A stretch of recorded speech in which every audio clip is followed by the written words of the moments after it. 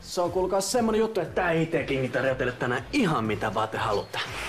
Koska mun säästöpossu ei kilata mikään pikkukolikot enää, vaan isot kunnon setelit. No, pitäähän sun menestys sitten juhliin. Voisi ottaa vaikka kaakao. Kaakao? Joo. Sä kuulit? 1 iso kaakao. Paljon kermavahtoa. Sä sanoit vaan kaikkea hyvää sen jälkeen, mitä se yksi teki sulle. Ja säkö siitä oot syytön? Mitä sä puhut? Kyllä Talellekin sen mumman massit kelpas.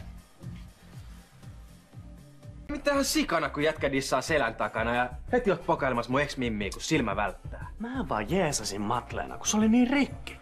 Tietysti sun takia. Just joo. Älä vitti lässyttää. Sä sanoit mulle, että nämä bileet alkaa vasta myöhemmin, kun halusit olla kahdestaan Matleenan kanssa. Älä kuule itse rupee lässyttää.